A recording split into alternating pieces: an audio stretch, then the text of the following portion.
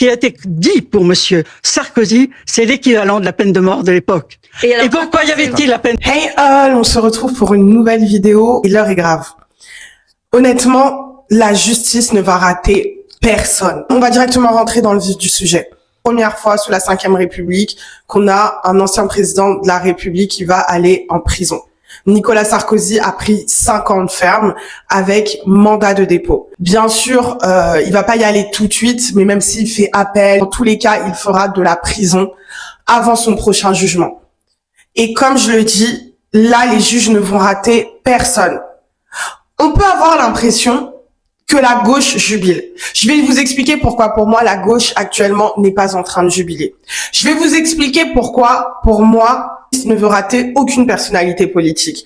Encore une fois, je vous dis, j'essaye parfois de vous expliquer, de faire des ponts sur différents sujets politiques, mais ça intéresse pas. Les gens, ils aiment bien, voilà, les gags, les trucs, les personnes qui créent à l'Assemblée nationale. Moi, j'essaye de vous faire comprendre que là, la vie politique, c'est des cycles. Et moi, ça me rappelle le cycle à l'époque d'Eva Joly. Eva Joly, c'est une magistrate qui est arrivée, je crois, au courant des années 70-80, où il y avait une impunité totale dans la vie politique. C'est là, on était là, on voyait des mallettes de cash circuler. Il y a même le journaliste Duhamel qui l'a dit sur le plateau de BFM TV, face à Ségolène Royal, il a dit « J'ai été dans des ministères ». J'ai été dans des mairies, il y avait des mallettes de cash, l'argent public qui circulait, en veux-tu, en voilà.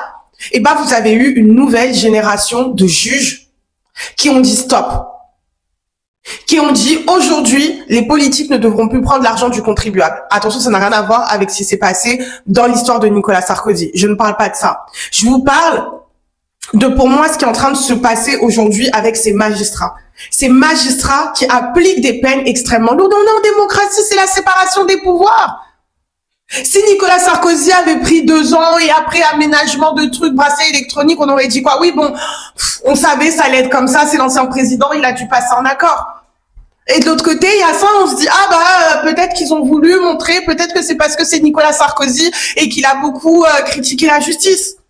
Mais non, moi, ce que je suis en train de vous dire vraiment, c'est que ça me rappelle cette génération de magistrats qui en ont eu marre de voir des personnalités politiques se gaver. C'était à cette époque-là que vous avez eu l'affaire de Bernard Tapie, c'est à cette époque-là que vous avez eu les affaires de Alstom, on a commencé à mettre des ministres en prison, Bernard Tapie est parti en prison. Pourquoi est-ce que je vous dis ça? Parce que ce que je sens, c'est que la magistrature, le pouvoir judiciaire en a marre.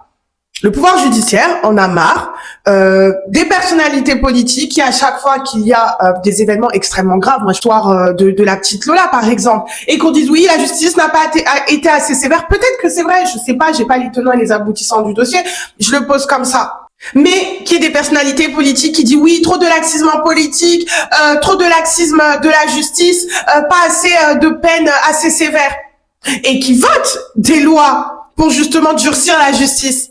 Mais quand la justice s'applique à eux, c'est là qu'on entend dire la politique des juges, la justice des juges et les juges rouges. Non, je ne suis pas d'accord. Là où je vais vous dire que je ne suis pas d'accord et que je ne pense pas que la gauche jubile, parce que à part Ségolène Royal, et même Ségolène Royal, j'ai écouté toute son interview, elle a été magistrale. Franchement, Madame Royal, ça a été un plaisir de l'entendre parler parce que ça sentait qu'elle a parlé avec beaucoup de pudeur. Elle a bien dit, j'ai accepté votre invitation avant même de savoir la peine que Nicolas Sarkozy allait prendre. Je ne suis pas là, en gros, pour danser sur la mort d'un cadavre, mais vraiment pour essayer d'expliquer. Elle a parlé de ce qui s'est passé, les attentats qui ont eu lieu par, justement, un terroriste libyen, etc. Enfin, je vous la conseille, c'était sur BFM TV.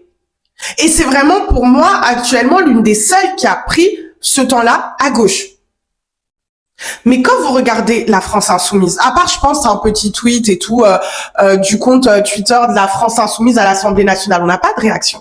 J'ai pas vu de grosses déclarations. Oui, c'est super, la justice a parlé. Non, non, non. On n'a pas eu ça. Pourquoi? Parce que Sophia Chikiro aussi est mise en examen par rapport à l'affaire Mediascope.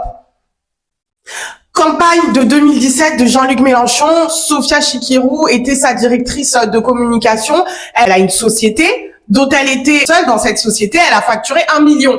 Et donc, on reproche à Sophia Chikirou détournement de fonds publics, enrichissement personnel et tout blabla. Sauf qu'avec cette mesure d'inéligibilité, exécution provisoire, Sofia Chikirou aussi peut tomber. Et là, je viens d'apprendre quoi? Que Sofia Chikirou, ce serait elle la candidate pour les municipales à Paris. À droite, bien sûr que du côté de la droite, on jubile pas non plus, on prend des pincettes. Gérald Darmanin, qui est le poulain de Nicolas Sarkozy, ne sait pas s'exprimer, il ne peut pas s'exprimer, il est garde des Sceaux. Donc ce serait malvenu pour le garde des Sceaux de dire oui, c'est la justice des juges et tout. Moi, je vous dis la vérité. Que ce soit aussi Valérie Pécresse, Bruno Retailleau, on a pris des pincettes. La seule personne qui a pas pris des pincettes, c'est bien sûr Christine Boutin qui nous a fait une sortie, Madame Boutin. Je vous la mets. 1993, on a guillotiné le roi. Aujourd'hui, il n'y a plus de peine de mort. Ce qui a été dit pour monsieur Sarkozy, c'est l'équivalent de la peine de mort de l'époque. Ensuite, bien sûr, vous avez tout ce qui est Marine Le Pen a été la première à réagir à la condamnation de Nicolas Sarkozy. Pourquoi? Parce que c'est comme si la suivante, c'est Madame Le Pen. Et moi, je suis désolée pour Madame Le Pen, mais j'ai l'impression que là, ça ne va pas aller en s'arrangeant. Que l'appel ne donnera pas raison à Madame Le Pen et pourrait même être encore plus dur pour Madame Le Pen sur l'inéligibilité qu'elle a prise.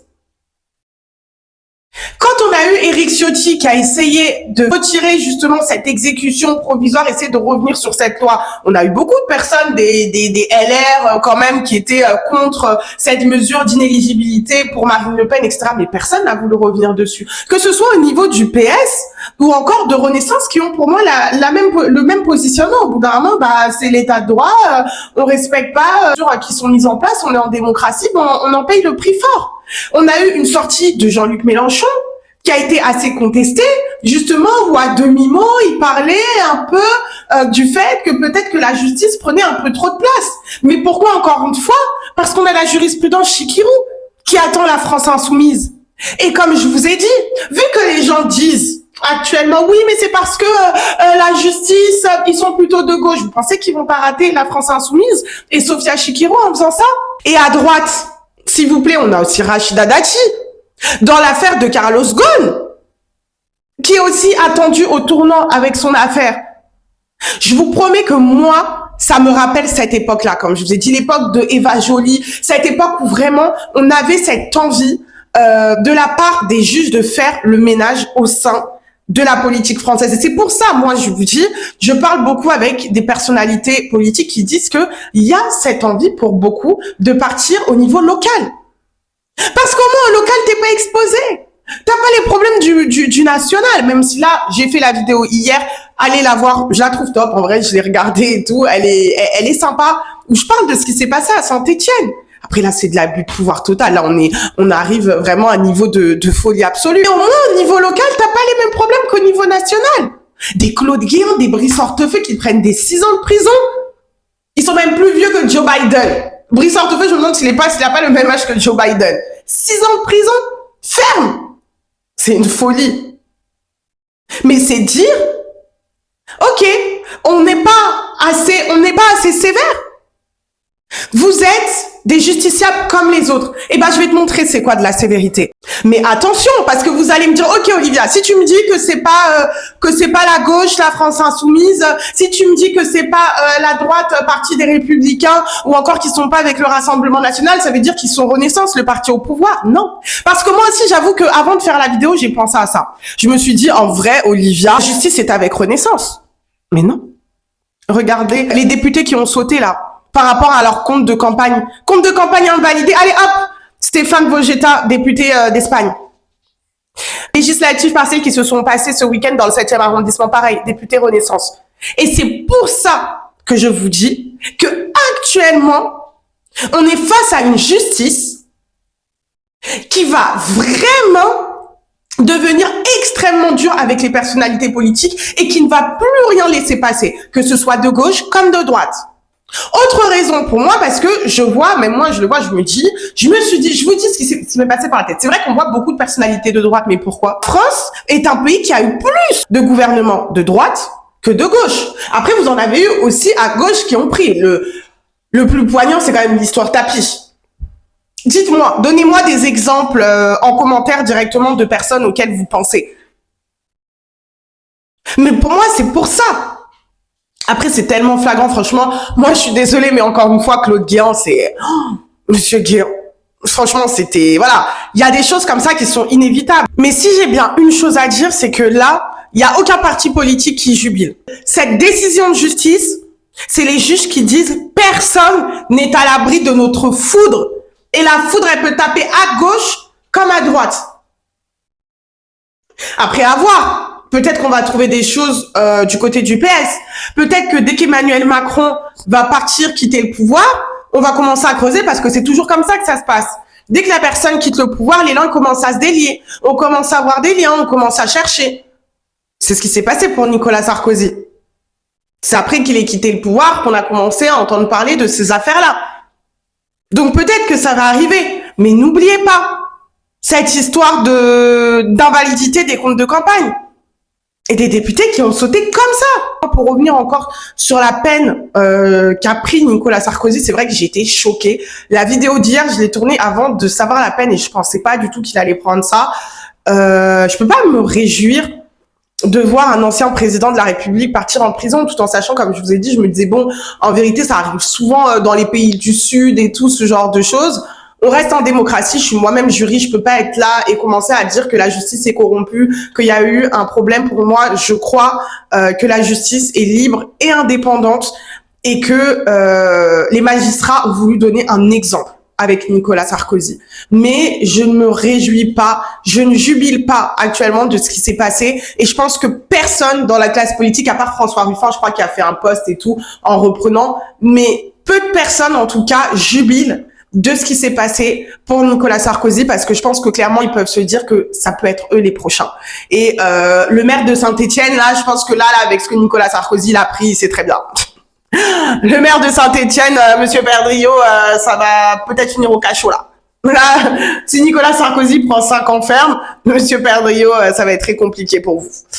Donc voilà, n'hésitez pas à me dire ce que vous en pensez. Et vous connaissez la chanson, n'oubliez pas de liker la vidéo, partager, commenter et surtout vous abonner pour donner un maximum de force et de soutien à la chaîne. On est presque 1000 et on se dit à très vite pour une nouvelle vidéo.